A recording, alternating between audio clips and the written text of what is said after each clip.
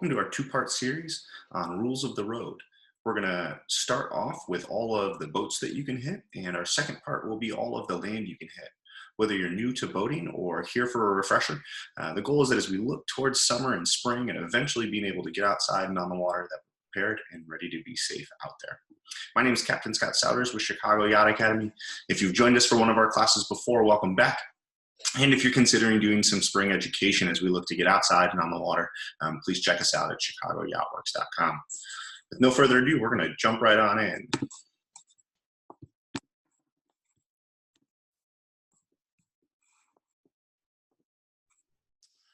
Cool. All of the rules that we're going to discuss today eventually come from the Navigation Rules and Regulations Handbook. It looks a little something like this.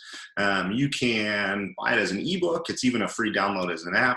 I will leave a link to the Amazon below. If you have a vessel that's larger than 40 feet, you're actually required to keep one of these on board. It's a handy resource with some great pictures and definitely worth checking out. We're going to be kind of touching the tip of the iceberg, going over some of the very basics and fundamentals of some of the things that you would find in this book. It's divided up into two sections, the inland rules versus the international rules. The international rules is really what I'm looking to hammer home today. The international rules is often described as the rule itself, right? It's like saying I before E. Right? And the inland rules, sometimes we have to come up with exceptions, right? Like we say I before E, except after C, and in neighbor and way. We have to create these exceptions inland because we get things like river current and really confined spaces, whether it be an inland lake or a river itself. So again, we're going to jump on in and cruise on through the basics of the international rules. Some of the overarching themes that we see in this rule book, it's spelled out pretty clearly in Rule 5 is to maintain a proper lookout. In order to maintain a proper lookout, you need to be able to see, hear, and respond. All very easy things to do if you are sober, but a little bit more difficult if you choose to engage otherwise.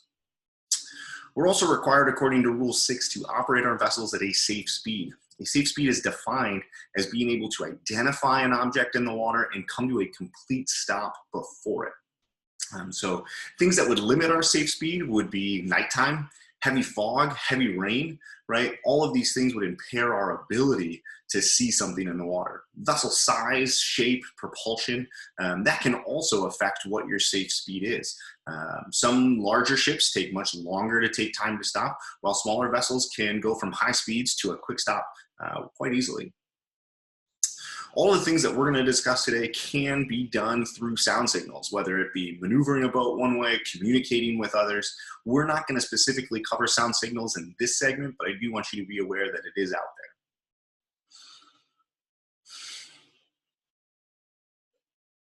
Let's go over some of my favorite rules. Rule number 2.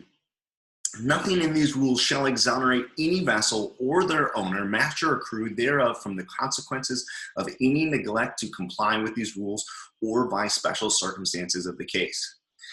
Essentially what this is getting at is if you are going to operate a vessel on U.S. Coast Guard navigable waters, you will be held to the full letter of the law.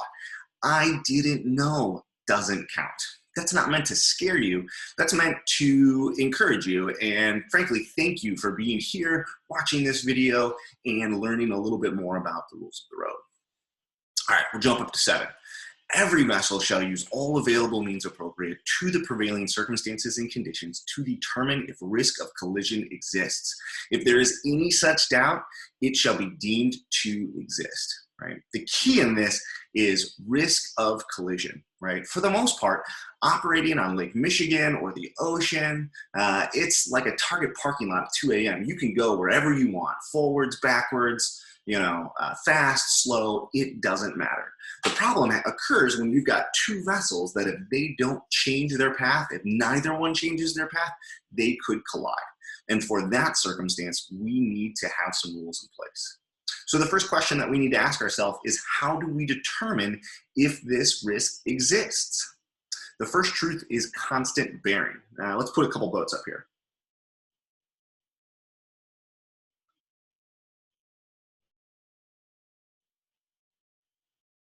We've got boats A and B. And if I'm on boat A And I, being the super nerd mariner that I am, look over at boat B using my hand-bearing compass and see that they are at a perfect 90 degrees. Okay, I have now taken a bearing. Let's get these boats to move forward a little bit.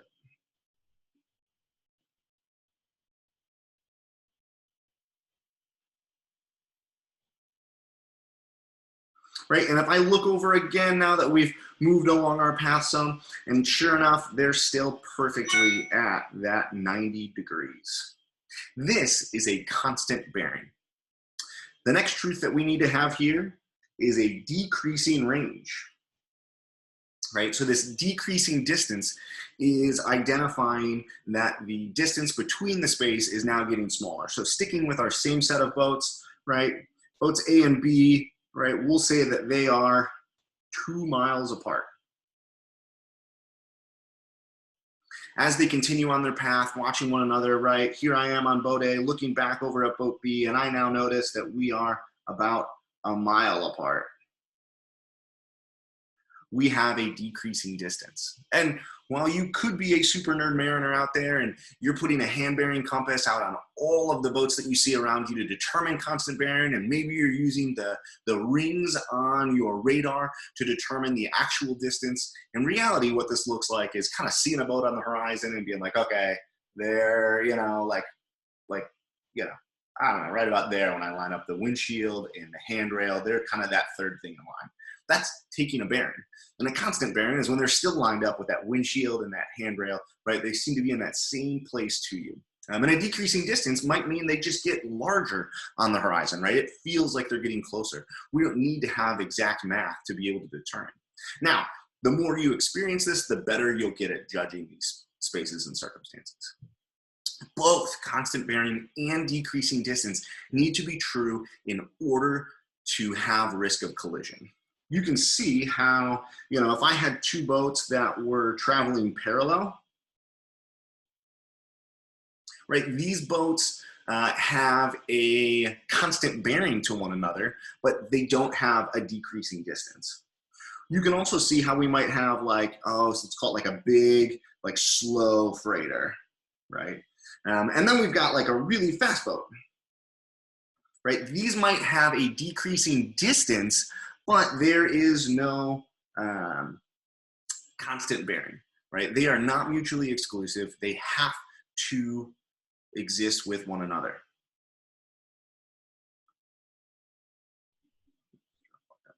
Right? Whenever there is doubt, we are going to assume that risk exists. So accordingly, what do we do then when there is risk of collision, right? We're going to give each boat a job. And the first job that we're going to assign is the stand-on vessel. And their role in all of this, their specific job as the stand-on boat is going to be to maintain course and speed, right? If that boat's traveling, at 180 degrees at 5 knots, it needs to continue going 180 degrees at 5 knots. That's predictable. That's good, because the other job is the giveaway vessel. Their job is to take early and substantial action to keep well clear. This isn't like speeding up to just make it in front of them. No, this isn't like maybe kind of altering course, right? There should be no doubt that you're taking substantial action to keep well clear. If your job is to be the giveaway vessel, there should be no doubt in the stand-on vessel's mind that you're keeping clear. So who gets what role? First, we're going to rely on our coal rigs, right? And we're going to kind of share I like to call it the maritime pecking order. As we work our way from top down, we're going to see who gets priority. So at the very top, we get vessels that are being overtaken. You can't really do the Chicago cab thing, pull up behind someone and think, beep, beep, get out my way. No, that doesn't work. The vessel that's being overtaken gets to stand on, while the vessel overtaking must keep clear. Vessels that are not under command. A boat that's not under command is one that is adrift, right, for all intents and purposes. It's maybe on fire, lost engine power, blown out its sails, but for whatever reason, it can't control where it's going. You can even argue with me that overtaken and not under command, both those are very high on the pecking order. And if I come across a vessel that's not under command, believe me, I am happy to give way and go well around them. Next is a vessel that's restricted in its ability to maneuver. This is because of the work that it's doing. Some classic examples of this would be like a tug and barge or a boat that's engaged in dredging. Because of the work that that dredging boat is doing on the seafloor, it can't easily maneuver. It needs to be in that specific spot. A more common example might be a ski boat with a tuber. Because of their obligation to the person in the water, they are not easily maneuverable. They have to stay where they are, whether they're in the tube or in the water. They're not easily able to maneuver, so we're going to go around them. Next is a vessel that's constrained by draft. This is more common in larger shipping channels where you've got deep cut channels for tankers and container ships to come in and out of. For smaller pleasure crafts, it's easier to just go outside the channel where the water's still plenty deep for us and go around that boat. We wouldn't expect someone to have to essentially run aground in order to avoid a pleasure craft. Next is a fishing vessel, and this is commercial fishing. Think about the guys in Alaska who are using huge nets to scoop up pollock and sell them to McDonald's for fish fillets, right? This type of fishing is commercial fishing, not just trolling like 100 feet of line behind the boat, hoping to get some salmon inside. There's nothing wrong with that, but you don't get any special rights out on the water. Underneath them is a sailing vessel, and I do always like to remind the sailors how far down on the pecking order they actually lie. They don't rule the lake like they seem to act like it sometimes. Nevertheless, when a sailing vessel has these rights, it must be under sail. As soon as that engine gets turned on and put in gear, it is then a power-driven vessel, which brings us to our next one, right? Power-driven vessels must give way to all of the named vessels above them. Vessels below the power-driven vessel, this is a seaplane, similar to giving way to any other. A seaplane can't expect you to get out the way in order to land. No, it can only land where there's open water. Beneath them is a wig in ground. We are all trapped inside, so it's a really fun thing to Google. It's essentially this like really cool boat type plane thing, and it uses a ground effect, and it actually drives so fast that it lifts up off the water, not a hydrofoil, because at that point this thing is actually flying just feet above the water. Supposedly really popular on cold Russian lakes and things like that, but definitely worth a Google. They look really cool. So there we have it. You might be asking yourself then, well, how do we recall all of this? Some people like to use the phrase that only new reels catch fish, so purchase some worms. If that helps you remember the order, by all means use it. It's pretty common in the marine world. Next, we're going to discuss powerboat drivers versus powerboat drivers, right? What happens when we get two powerboats that have a constant bearing and a decreasing range? We're going to refer to Rule 15, which is starboard over port, meaning the vessel that is to starboard gets to have the right of way. So in this case, the vessel is boat B. The boat B is going to act as the stand-on, maintaining course and speed, while boat A is going to take early and ample action to keep clear, right? That is their job as the giveaway vessel.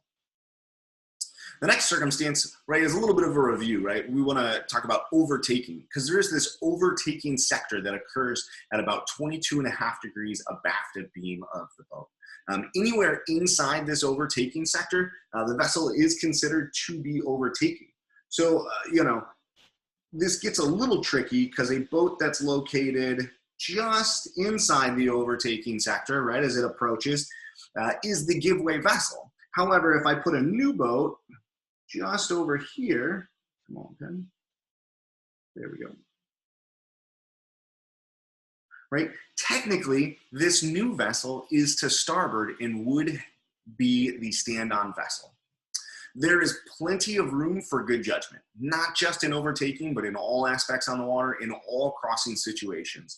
Even if I'm this vessel, right, I'm still probably going to take very early and substantial action and sacrifice my stand-on ability to just slightly alter course.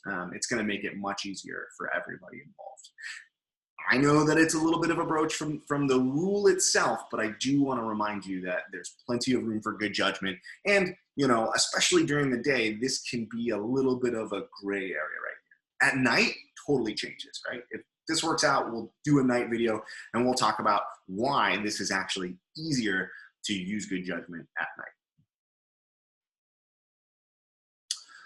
The last one's a bit of an exception. According to Rule 14A, in a head-on circumstances, when two powerboats are coming at one another, they're actually both going to alter course slightly starboard and pass each other port to port.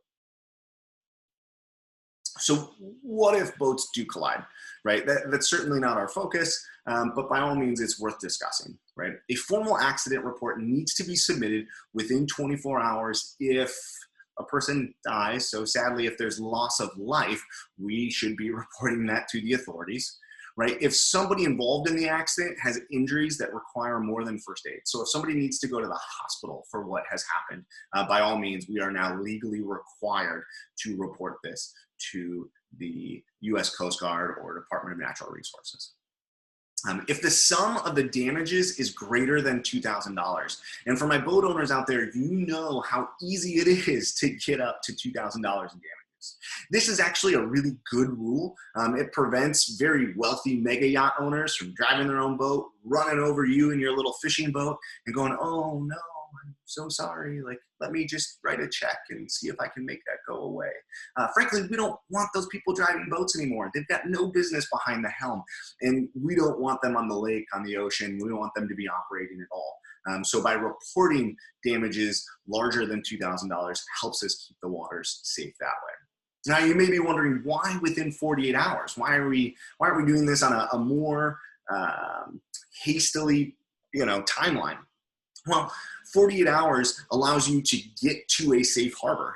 This isn't like a highway accident where you can just pull over and exchange business cards and insurance information and kind of go along your way. The accident may not have happened in a safe weather environment, so the two boats may need to go separate paths. All you may get from the other vessel is a name or a port of call, a make, model, the direction they were going. Gather all the information that you can in that situation as safety allows, and then work your way back and follow up with the Coast Guard, Department of Natural Resources, local police, whoever that ends up being. As a quick reminder, right, our stand-on vessel is required to maintain course and speed, right? The giveaway vessel is to take early and substantial action. I alluded to this earlier, but when I'm out on the lake trying to figure out who's gonna be the stand-on, who's gonna be the giveaway, the thing that I always keep in mind is that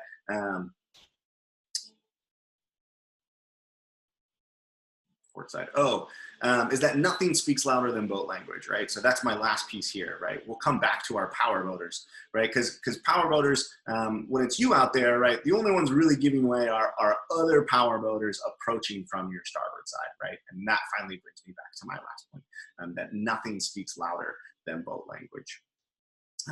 You could, in theory, I guess, hail everybody over the radio and talk to them and discuss who's going to maneuver which way. But frankly, so long as you make your actions obvious and clear in the minds of every others, you use good boat language, you'll have no problems staying safe out there. Thank you so much for joining me. If you'd like to learn more, please join us for one of our formal classes. You can register at chicagoyachtworks.com/boating classes.